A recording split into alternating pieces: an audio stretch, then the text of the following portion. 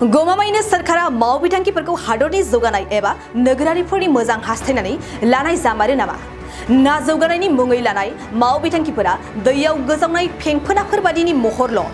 प्रमद बर' दैदेननाय BTC सरकारा लाइमोनफोरनि बेखार जेंनाखौ फोजोबनो फार्मिं सेक्टराव बायदि मावबिथांखिफोरखौ लानाय नुनो मोन्दोंमोन। बिदिनो मोनसे गेदेरथार मावबिथांखि फिग मिशन, जाय मावबिथांखिनि गेजेरजों गोबां साख्रि मोनै लाइमोनफोरनो अमा फिसिनायनि जोहै जिउनि थांना थानायनि राहाखौ खालामना होनाय। नाथाय बाक्सायाव बिनि उल्था सावगारि नुनो मोन्दों।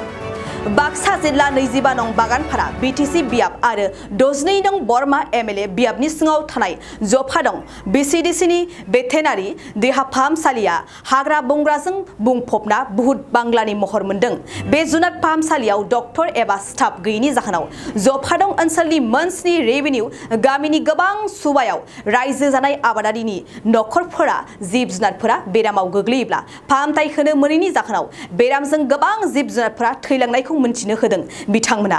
दिनैनि समाव जिब जुनार फिसिनायनि गेजेरजों प्रमद बर' दैदेननाय बिटिसि सरकारा गोबां लाइमोनफोरखौ जिउनि थांना थानायनि राहाखौ होनो नागिरनाय समावनो बेबायदि जुनारनि देहा फाहामसालिया हाग्राजों गफबना गोग्लैना थानायखौ जफादं ओनसोलनि सुबुंफोरा दुखु मोननाय फोरमायदों।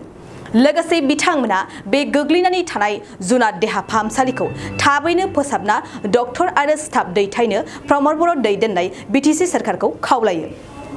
जायगाया जपा दं ओरैनो इखिनि एरिया इखिनि जायगाखौ थारमाने बिसार जपा दं बिसारपुर होनो आरो थारमाने बेहाय थारमाने मोनसे भेटेनारि दंमोन।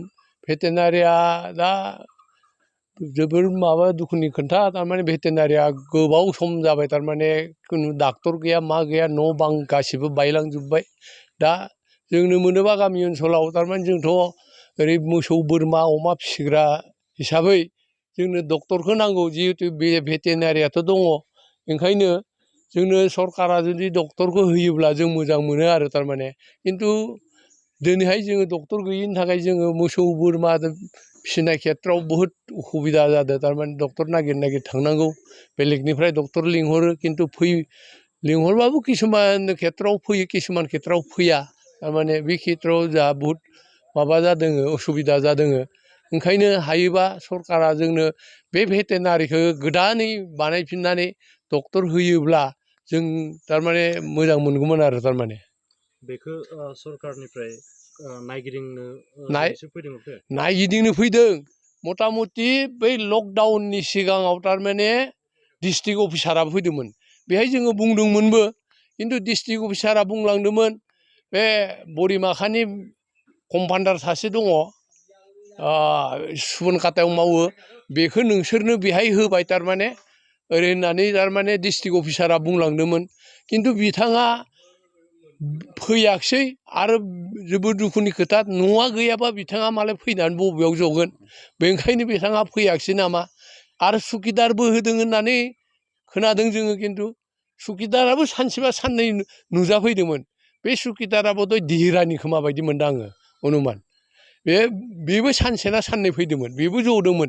खिन्थु बिनि उनावथ' दा 2 बोसोर माने दिनैसिमबो सुकिदारबो गैया कम्पाउन्डारबो गैया। दा बे अबस्थायाव जानानै दं आरो थारमाने। नोंथाङा सरकारि साख्रि नागिरदोंना? नोंथांनि थाखाय मोनसे गोजोनथाव खौरां। नोंथांनि थाखाय दं एडुकेट पइन्ट, जेराव नोंथाङा सोलोंथाइ लानायनि गेजेरजों सरकारि साख्रिनि गुबुन गुबुन रोखोमनि गोब्राब आनजादफोरखौ उथ्रिसारनो हागोन आरो गावनि आथिङाव गसंथानो हागोन। बे एडुकेट पइन्टआव नोंथांमोना SSC, bank PO, bank clerk, bank SO, UPSC, FSC, defence, railway, state insurance, AAO, ADO एसिस्टेन्टजों लोगोसे स्टेट लेभेल जब आरो माखासे सरकारि साख्रिनि आनजादाव गोनांथि जानाय आयदाफोराव सोलोंथाइ लानो हागोन। मख'नो गोनांदि बे सोलोंसालियाव साख्रिनिल' नङा, बेयाव MBA आरो सैनिक स्कुल बायदियाव एडमिशननि थाखाय एन्ट्रेन्स होनो थाखायबो सोलोंथाइ लानो हागोन।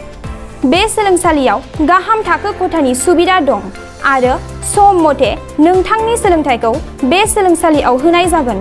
बेखौबो मिथिनांगोन दि बे एडुकेट पइन्टआव सोलोंथाइ लानानै बावैसो 2021-22 इं मायथाइनि एसएससि GDनि आनजादाव गासै 11 सा सोलोंसाफोरा उथ्रिसारनो हादों। बारा नङा गासै 15,000 रांजोंनो नोंथाङा बे सोलोंसालियाव 6 दानसिम सोलोंथाइखौ लानो हागोन। बे सोलोंसालिया क'क्राझार, बरपेटा र'ड, गवालपारा आरो बङाइगावआवबो दं। क'क्राझाराव सोलोंथाइ लानो गोसो गुदुं जानाय सुबुंफोरा 70026133133 9101536360 70020261333 9101536360